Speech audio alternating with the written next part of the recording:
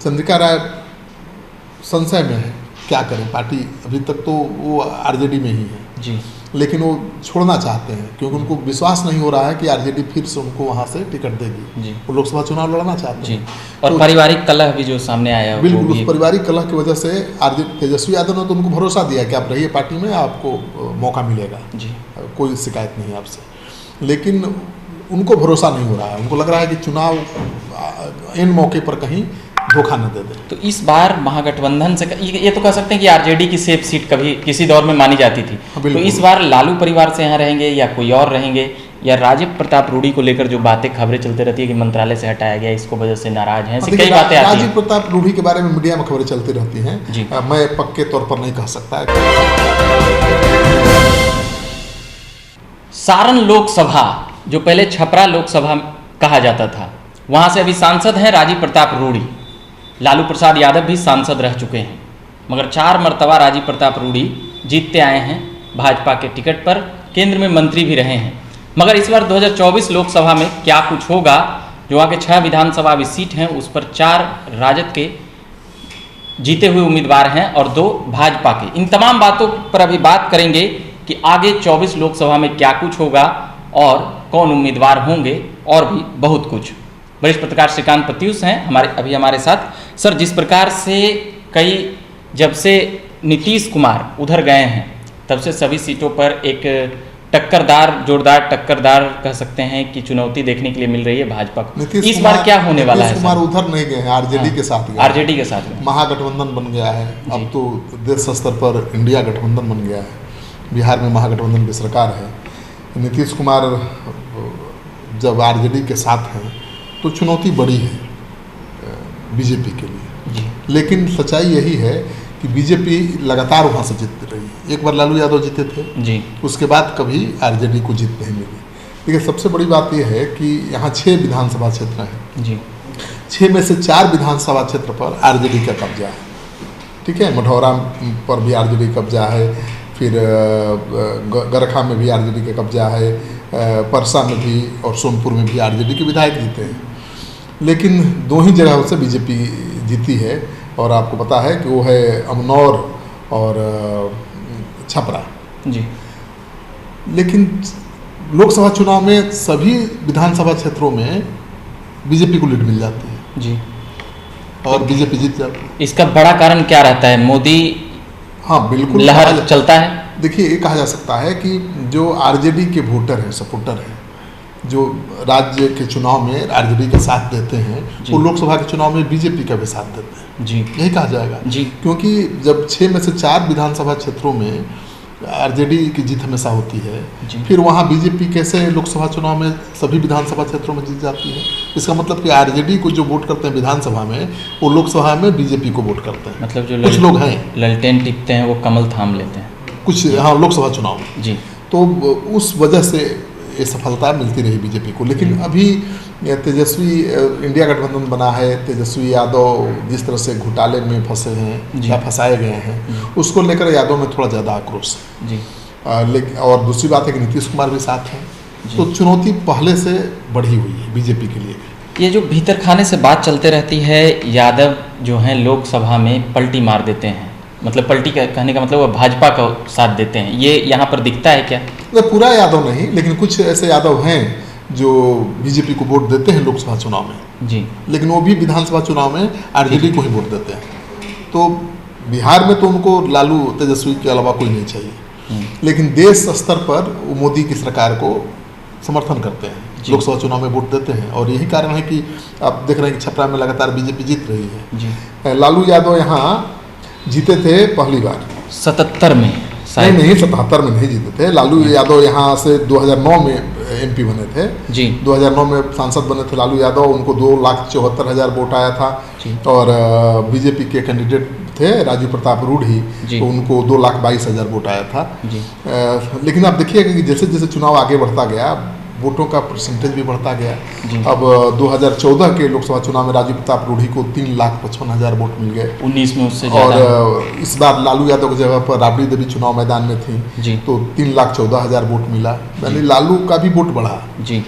और बीजेपी का भी बढ़ा, लेकिन बीजेपी का ज़्यादा बढ़ गया। तो यहाँ राबड़ी देवी हार गई। फिर आप देख लीजिए 2019 के चुनाव में 4,99,000 मतलब 5 लाख वोट मिले राजीव प्रताप रूढ़ी को, और 3.5 लाख आरजेडी को भी मिले। तो हर चुनाव में आरजेडी का भी और बीजेपी का वोट बढ़ता जा रहा है। मतलब जो तीसरा उम्मीदवार जो खड़ा हो रहा है इंडिपेंडेंट या कोई अलग पार्टी से, उनको तवज्जो नहीं दे रही है। बिल्कुल, लेकिन पिछले 2 धड़े में वोट। लेकिन 2019 का चुनाव छपरा का दिलचस्प इसलिए था कि लालू यादव और राबड़ी देवी तो वहाँ से लड़े नहीं थे। लालू यादव के समधी चंद्रिका यादव लड़े थे। चंद्रिका यादव की बेटी से ही लालू यादव के बड़े बेटे तेज प्रताप की शादी हुई है ऐश्वर्या के साथ, और वो शादी टूट भी गई है, कोर्ट में चल रहा है तलाक का मामला। चंद्रिका राय संशय में है, क्या करें, पार्टी अभी तक तो वो आरजेडी में ही है, लेकिन वो छोड़ना चाहते हैं क्योंकि उनको विश्वास नहीं हो रहा है कि आरजेडी फिर से उनको वहाँ से टिकट देगी। वो लोकसभा चुनाव लड़ना चाहते हैं।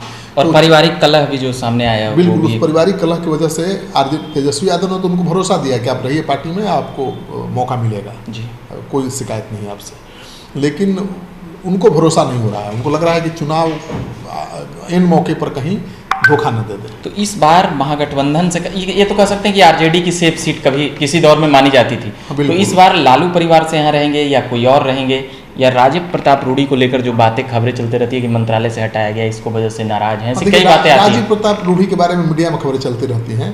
मैं पक्के तौर पर नहीं कह सकता कि उनका टिकट कट रहा है। उसी तरह से पटना में रविशंकर प्रसाद भी मंत्री थे, हटाए गए हैं, उनका भी टिकट काटने की बात सामने आ रही है। लेकिन कन्फर्म तौर पर कैसे आप कहिएगा? रविशंकर प्रसाद की भी चर्चा है कि उनकी जगह पर ऋतुराज सिन्हा लड़ सकते हैं। उसी तरह से राजीव प्रताप रूढ़ी का भी टिकट काटे जाने की संभावना है, ऐसा कहा जा रहा है।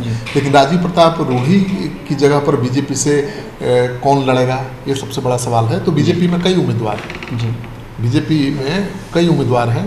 जनार्दन सिग्रीवाल भी हैं, वहाँ से भी लड़ सकते हैं। वो महाराजगंज से जीते हुए हैं, महाराजगंज से, लेकिन वो यहाँ से भी लड़ सकते हैं। पार्टी बदलती है ना, सीट कैंडिडेट भी बदलती है। तो राजीव प्रताप रूढ़ी को बदलेगी तो मुझे लगता है कि स्थानीय सांसद हैं महाराजगंज के, और छपरा एक ही साथ जुड़ा हुआ। मगर राजीव प्रताप रूढ़ी का एक बैकग्राउंड यह भी है कि वह काफ़ी लगभग 3 दशकों से वह छपरा की राजनीति से, सारण और छपरा कह सकते हैं उसको। हाँ, राजीव प्रताप रूढ़ी का लालू प्रसाद यादव को हराए हैं, और इसी वजह से उन्हें मंत्री भी बनाया गया। लालू यादव को हराने के कारण ही उनका कद इतना बढ़ा ना। और लालू यादव को भी हराया, राबड़ी देवी को भी हराया ना। तो मुझे लालू को नहीं हराया 96-98 के दौर में एक बार, नहीं छपरा से लालू यादव को उन्होंने कभी नहीं हराया। लालू यादव जीते थे 2009 में, लालू यादव जीते थे, राजीव प्रताप रूढ़ी हारे थे। लेकिन जब 2014 में राबड़ी देवी लालू यादव की जगह पर लड़ गई चुनाव, तब राजीव प्रताप रूढ़ी जीत गए थे। और उसके बाद लगातार वो जीत रहे हैं और उनका वोट भी लगातार बढ़ता जा रहा है। तो उनको बेटिकट करना बहुत आसान काम नहीं है, और बहुत कदावर नेता हैं बीजेपी के। क्यों उनको मंत्रिमंडल से हटाया गया, ये तो प्रधानमंत्री का प्रोग्रेटिव है। लेकिन राजीव प्रताप रूढ़ी बड़े तेज तरार बीजेपी के नेता माने जाते हैं। कभी कभी तो मुख्यमंत्री के पद के दावेदार भी माने जाते थे एक समय। जी हाँ।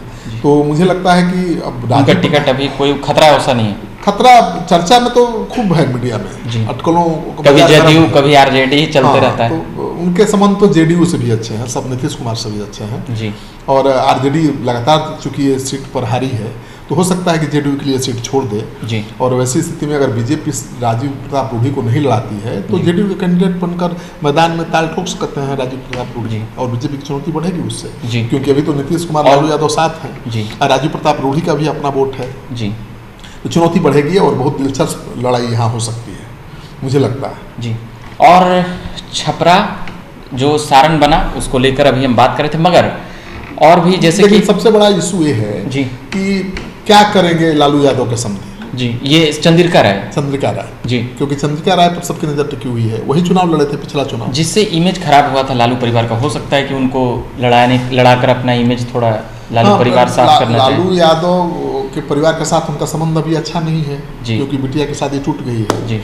लेकिन मुझे जो खबर है कि तेजस्वी यादव ने आश्वासन दिया है कि आप पार्टी में बने रहिए, उस संबंध का, उस रिश्ते का, उस कहानी का कोई असर नहीं पड़ेगा आपके राजनीतिक करियर पर। लेकिन मेरी मुलाकात हुई है चंद्रिका राय से, वो बने रहना भी चाहते हैं, लेकिन उनको डर है कि आखिरी मौके पर, आखिरी क्षण में कहीं उनको टिकट न कर दिया जाए, तो न इधर का रहेंगे न उधर का रहेंगे। तो बीजेपी से भी उनकी बात चल रही है बीजेपी उनको बुला रही है, लेकिन जब तक कंफर्म ना हो जाए, क्योंकि बीजेपी उनको लोकसभा सीट के लिए नहीं बुला रही है जी, ऐसे भी बीजेपी उनको बुला रही है कि आप आइए और विधानसभा चुनाव लड़िए, और प्रचार भी कराएगी कि लालू परिवार उनकी ने प्राथमिकता भी लोकसभा चुनाव लड़ने की नहीं है जी। वो तो चाहते हैं कि आरजेडी से केवल कंफर्म हो जाए विधानसभा चुनाव भी, अच्छा, तो रह जाएंगे, लेकिन उनको ये भरोसा ही नहीं हो रहा है कि आरजेडी उनको विधानसभा चुनाव में भी उतारेगी, इसलिए लड़ाई दिलचस्प हो जाएगी। अब सब चंद्रिका राय पर सबकी नज़र टिकी हुई है कि वो क्या फैसला लेते हैं, क्या करते हैं। बीजेपी के साथ जाएंगे तो वाकई बीजेपी मजबूत हो जाएगी, क्योंकि यादव के बड़े नेता हैं जी,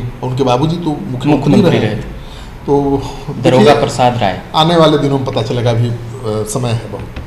चलिए, तो ये बात कर रहे थे हम छपरा लोकसभा सीट को, सारण लोकसभा, माफ कीजिएगा, सारण लोकसभा सीट पर बात कर रहे थे। वरिष्ठ पत्रकार श्रीकांत प्रत्युष जी थे, बाकी और भी तमाम बातें करते रहेंगे।